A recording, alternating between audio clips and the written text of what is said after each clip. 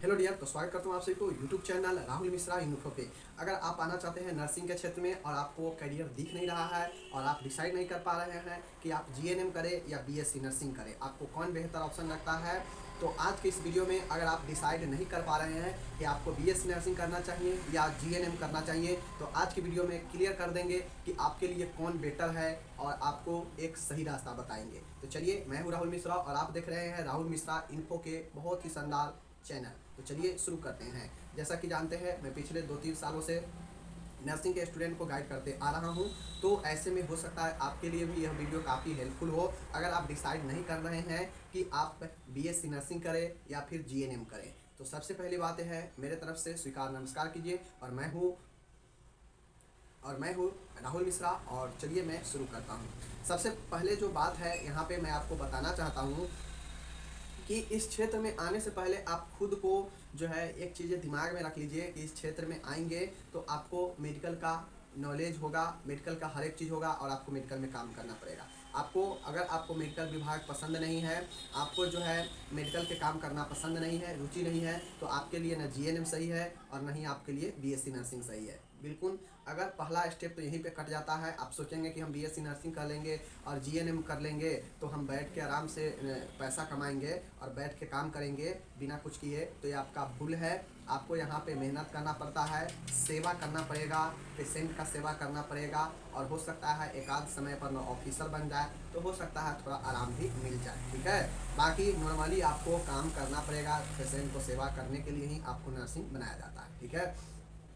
चलिए अब हम आपको मेन चीज़ें बताते हैं। सबसे ज़रूरी की चीज़ें बातें ये आपको जानना चाहिए कि आप किस लेवल के हैं, किस कैटेगरी के हैं। आप कोई भी कोर्स करते हैं तो आप डिसाइड करते हैं कि आपका फाइनेंशियल स्थिति कैसा है, आपका जो है आपके पास समय कितना है। दो चीज़ बहुत महत्वपूर्ण होता है, क्योंकि देखा जाता है अक्सर कि लोग एडमिशन ले लेते हैं अच्छे खासे कोर्स में, लेकिन आगे चल के उनका फाइनेंशियल सपोर्ट अच्छे नहीं हो पाता है, जिसके कारण वह बीच में छोड़ देते हैं या फिर बहुत सारा परेशानी उनके सामने आ जाता है। तो ऐसे में आप खुद को ये समझिए कि आपका फाइनेंशियल स्थिति सही है या नहीं सही है।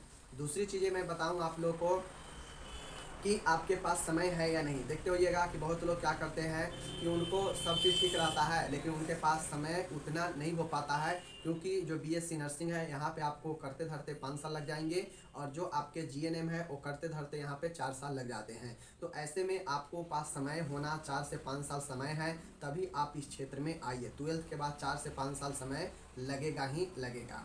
अब ये चीज़ें हो गया समय और फाइनेंशियल की बातें। अगर ये दोनों चीज़ भी अगर आपको एक्सेप्ट है तो फिर आगे बढ़ते हैं।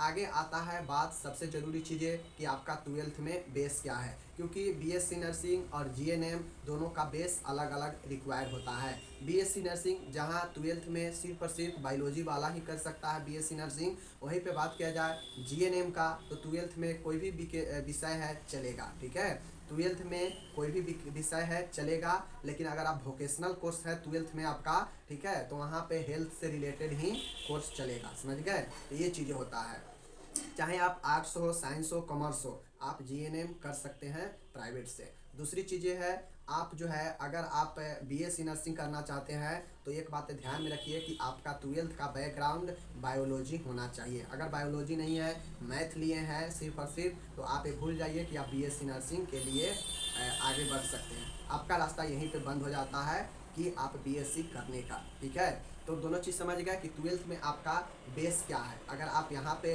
छट गए, मीन्स आप यहाँ पे अगर 12th में छट गए बीएससी नर्सिंग करने से, तो आपका रास्ता जीएनएम का है, समझ गए। अगर आपका रास्ता बीएससी नर्सिंग का है, मीन्स आप कहीं ना कहीं 12th में बायोलॉजी लेके पढ़े हुए हैं। ओके, चलिए अब बात सबसे महत्वपूर्ण बात सामने आती है आपके कि आप जो है क्या करना चाहिए, क्या बीएससी नर्सिंग करें या जीएनएम करें। अगर आपका मन में सवाल है कि हमारा बायोलॉजी है 12th में तो मैं क्या करूं, तो देखिए सीधी सी बातें हैं। अगर आपका 12th में बायोलॉजी है तो मैं सीधा सीधा प्रीफेयर करूंगा कि आप जीएनएम के तरफ मत जाइए, आप सीधा सीधा जो है बीएससी नर्सिंग के तरफ जाइए। अगर आप गर्ल्स है या बॉयज है कोई दिक्कत नहीं है, आपको अगर 12th में बायोलॉजी बैकग्राउंड से है तो आप जो है चुनिए अपना बीएससी नर्सिंग का। नो डाउट कि जीएनएम से थोड़ा ऊपर है, जीएनएम से ऊपर है बीएससी नर्सिंग, जीएनएम से ज़्यादा समय भी लगता है और जीएनएम से ज़्यादा पैसा भी लगता है। सब चीज़ जीएनएम से ज़्यादा लगता है, पढ़ाई भी ज़्यादा है, डिग्री भी ऊपर है, सब चीज़ जीएनएम से ऊपर है बीएससी नर्सिंग का। और इसका ऑप्शन किया जाए बीएससी नर्सिंग का तो जीएनएम वाले से बेटर ऑप्शन है बीएससी नर्सिंग का। तो अगर आप सोच रहे हैं नर्सिंग कोर्स करने का तो मैं आपको सजेशन करूंगा कि अगर आपका 12th में बायोलॉजी है, बायोलॉजी लेके पढ़े हैं तो आप बीएससी नर्सिंग करें, कोई दिक्कत नहीं है। लेकिन अगर आप 12th में बायोलॉजी नहीं लिए हैं तो आंख बंद कीजिए और जीएनएम में एडमिशन लीजिए, समझ गए। फिर आपके पास दूसरा कोई रास्ता है ही नहीं। दूसरी चीज़ें आप ये सोचते हैं कि मेरा मन है, मेरा तो 12th में बायोलॉजी है लेकिन मेरा मन है जीएनएम करने का, क्योंकि बहुत लोग एक मानते हैं कि जीएनएम करने के बाद जॉब जल्दी लग जाता है, बट ऐसा नहीं है। ज़्यादा अपॉर्चुनिटी बीएससी नर्सिंग वालों की ही है। जैसे एग्जांपल के तौर पे मैं बताता हूँ, नर्सिंग का आप अगर एग्ज़ाम देंगे, एम्स के नर्सिंग ऑफिसर का बहाली का जो एग्ज़ाम आता है पर ईयर, वहाँ पे अगर आप एग्ज़ाम देते हैं तो वहाँ पे बीएससी नर्सिंग वाला जो है डायरेक्ट फॉर्म भर सकता है, उसको कोई एक्सपीरियंस नहीं मांगता है। लेकिन जीएनएम वालों के लिए 2 साल का एक्सपीरियंस मांगता है 50 बेड के हॉस्पिटल का। तो 2 साल का अगर पहले आप जीएनएम कीजिए, फिर 2 साल का एक्सपीरियंस कीजिए, तब जाके एम्स के नर्सिंग के आप फॉर्म भर सकते हैं। इसी प्रकार से बहुत सारे संस्था है जो नर्सिंग ऑफिसर या जो नर्सिंग का अपना वैकेंसी निकालता है,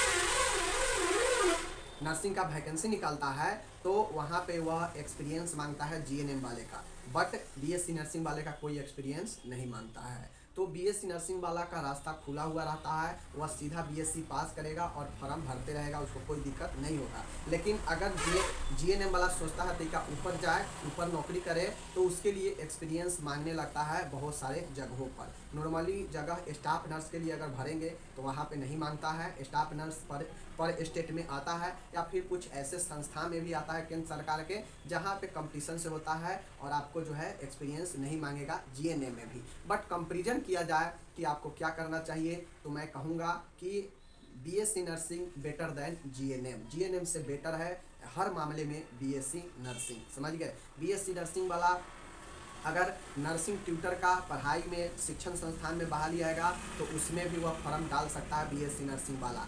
लेकिन अगर मान गए जीएनएम वाला है तो वह सिर्फ और सिर्फ नर्सिंग स्टाफ के जॉब के अलावा वह कोई भी शिक्षण संस्थान में फॉर्म नहीं डाल सकता है, समझ गए। हाँ, लेकिन एक चीज़ होता है, अगर आप 12th में आर्ट्स लिए हैं, आर्ट लिए हैं, उसके बाद मैथ लिए हैं, कॉमर्स लिए हैं या अदर कंप्यूटर सब्जेक्ट लिए हैं, तो मैं आपको बता दूं कि जीएनएम वाले का बेनिफिट ये होता है कि वह आगे चल के वह भी अपना बीएससी नर्सिंग कर सकता है।